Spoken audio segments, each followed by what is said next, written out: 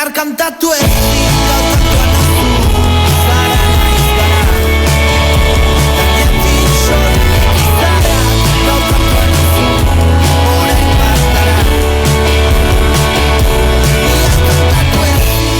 Eguerdiko 12 pasa, Johar, ordu erdi gelitzen zaigu gutxi gora bera, eta herriko alkateak esan digu inoiz ekine zapiain epaitu duela, bertxotan. Ekinek alde egin du. Hori da. Bertxotara, lesakara. Begira. Beraz egituko dugu. Noski baiet. Utxunea beteko dugu. Ordu erditxau bukatuko dugu. Nafarroa eta Gipuzkoa. Mendialdea eta kostaldea. Iraitz, Arraio irratitik eta Itziar esan erran irratitik. Zer moduz? Uste nuen esabertzen nula nahi duzun doinu eta neurri. Bota iru bertso. Kontua da, inoiz esan diate bertso saioak gaizki atera daitezkela gai jartzaileak hanka sartzen badu. Geroztik enaiz hau sartzen, gairik jartzen. Ongi. Atan aldera torrita oso ongi bai. Bai, ni harrituta da honekin, ni Altsasukoa naiz, ez naiz oso urrutitik etorri, baina ez naiz inoiz egon, eta ederra iruditu zait. Nik uste dut gaur, Ataungo, ez dakit baden turismo bulegoa, balego, ez? Galdetzen dizuten hortan, eta nondik zatoz? Gaur, langile horrek flipatu ingo zuen. Bai, zalantzari gabe.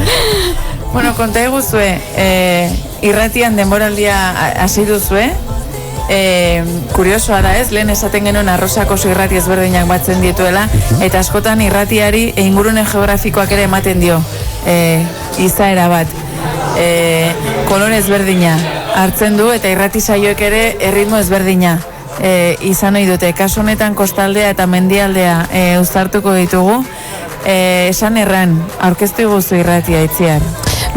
Esan erran irratia berez Basaburuan dago, Jauntxaratz deituriko herri oso txiki batean, baina hartzen du gero 7 baiara, ez? 6 baiara eta herri bat, Lantz, Ultzama, Odieta, Anue, Atetz, Basaburua eta Imotz. Beti kontatzen dituz, esate eta berrez eta, nahiko ere muzabala, herritarren aldetik herri oso txikiak eta, oso sakabanatuta, eta esan duzun bezala, mendialdea, zelaiak, behiak ditugu parean irratitik jisten garenean, ez? Agurtzen, eta hortxe gara, bai, oso toki berezia, bai. Urren berezia, bai, hori pentsatzen nugun igual, uzi nahi nion berari galdetzen, baina ongi.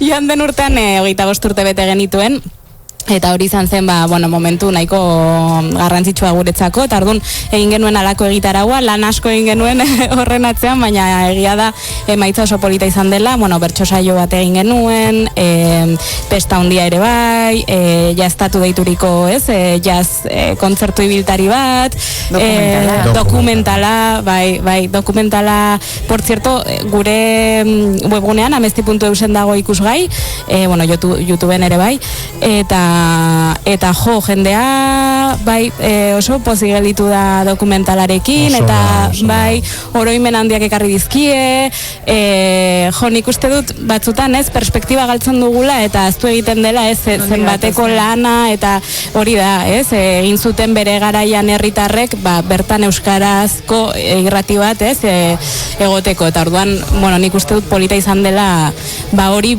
baloratzeko eta aldi berean indarrak hartzeko berriz ere, ez? Bai. Beraz, esan erranetik behiak ikusten dira eta egian arraiotik surf taulak. Orain gauden lekutik kotxeak eta obrak ikusten dira, bai. Bai, Zarautzen azken aldian obraz josita dago, denak kapotarrentzako etxeak eta ordaindu ezin duten pertsonentzako etxeak egiten. Fango zinake Jauntxaratz? Bai, alde harrean, nahiago behiak zementuzko obrak baino, bai. Eta bai, gu 18 urte betetzen ditugu, ja Arraio 3.0 bezala bataiatzen dugu, 80. hamarkadan izan zen urte batzuk egin zituen Arraio irrati librea, gero berpiztu genuen 2006an Putzuzulo gaztetxean, hori eraitsi ondoren, eta orain gaude Iruputzu gaztetxean, gure egoitza gure gela arroxa handaukagu montatuta eta handik aiga emititzen, gu eskualdeko irratia iaia bagara, kostaldea mendi pixka bada eta bueno, FM-ko seinaleak beti oztopoak izaten ditu geografikoak eta Zarausti, Oikiaraino, Mutrikuko hondartzan erentzuten da eta Barnekaldera baia Zestoaraino eta Orio inguruan ere bai, hortxe gabiltza eta denboraldia hasten, ja irratsaio gehienak hasita daude eta azarorako dakagola parrillaren aurkezpena eta hortarako prestatzen gabiltza. Euskal Herrian irrati libre asko elkarte bati edo jada mugimendu bati lotuak egon ohi dira, ez? Arraio irratia Putzuzulo gaztetxeari eta Sanerran irratiak ere kultureragile elkarte bat. Ametza kultura elkartea, hori da. Hoiek pentsatzen duzuentzat zutoin edo zutabe garrantzitsuak direla, ez? Hola, batzutan bertigoa edo sartzen denean, hor daukagu erroak hor ditugu eta egin dezakegu aurrera. Bai, egia da, Ametza kultura elkartea dagolatzean gure kasuan, ez? Eta urte asko egonda, baina dokumentalan ikusten den bezala Ametza sortu zen irratia sortzeko, hau da, benetan herri mugimendu bat izan zen, ez? Baina, lizentzia eskatzeko eta bar, erabaki zuten hola batzea, ez? Kultura elkarte batean.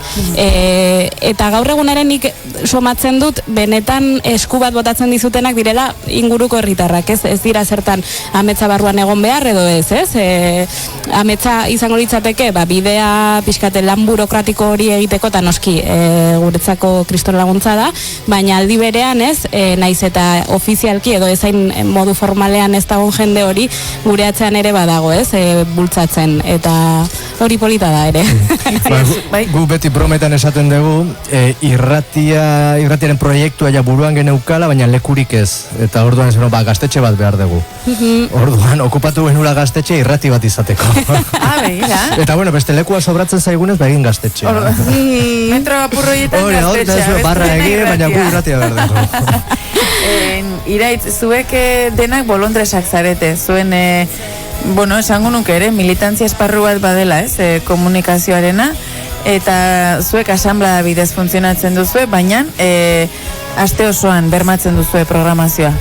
Gu dena asamblea bidez eta autogestioan oinarrituz eramaten dugu aurrera irratia, 18 urte hauetan, irrati libre bat gera, ez daukagu diru laguntzari, publizitaterik, eta esan duzun bezala, borondatezko lan, haundi bat esker, alde batetik irratsaiok egitea, ze astero irratsaio bat egitea konpromiso haundi bat da, eta bai nabaritzen ari ginen, ja azkenengo urtetan, ez dakit jendarte aldatzen ari delako den, edo zergatik, baina bai, formula berria bilatu bergenitula, konpromiso maila agian jetxi basuagoa zelako.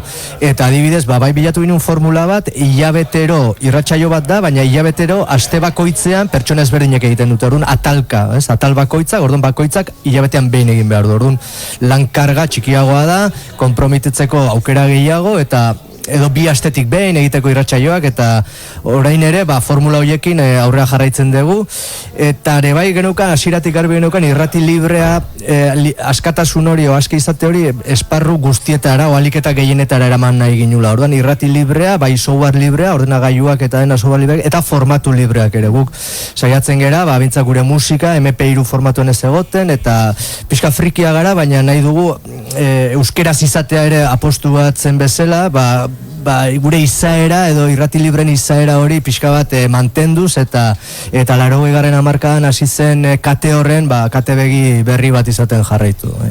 Itziar zuek bi langile zarete, Itziar eta Garazi, baina kolaboratzaile sare bat ere baduzuen. Hori bai, eta eskerrak bestela gubion artean ez ginen denetara helduko.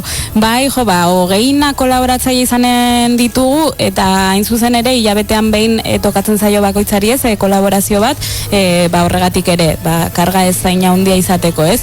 Eta, bakoitzak gai ezberdinetaz hitz egiten digu, feminismoaz edo euskeraz edo ingurumenaz ez, eta horrela osatzen dugu gure irratsaioa, bai, nahiko polifonikoa dela iruditzen zait, eta bai, horrek egiten dugu.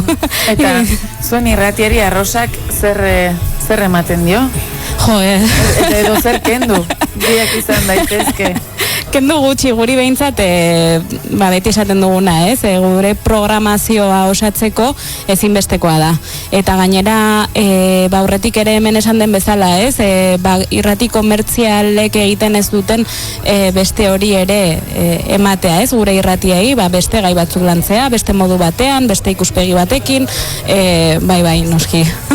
Bai, guri ematen dugu, bai, zerbaiten parte izatea, ze askotan, gaude gure herrian, gure irratian, gure realitatean eta ez gara konturatzen askotan begirada hori altxatzean, gure arazo, gure kezka edo gure inkitude edo zea berdina dituztela ondoko herrian, ondoko eskualdean, ondoko herrialdean, eta Rosa bai ematen du tribu horren izaeraren, zerbaiten parte izatearena, laguntza teknikoa, laguntza juridikoa beharra izan denetan ere bai irrati lizentzien kontuekin, eta batez ere elkartrukea, irratsaioen elkartrukea, hori delako guretzat, parrilla, zuk esan dezun bezala 24 orduz, edukiz beteta edukitzeko aukera bakarra. Eta aldi berean ere gure irratsaioen proiektzioa, gure irratsaioa beste irratitan entzuten da, eta gu hasieran agurra botatzen ditugu, kaixo ataungo herriari edo kaixo ez dakinungo herriari, eta ematen du ere, ez dagoela nire ama bakarrik entzuten, jende gehiago egon daitekela entzuten, bai.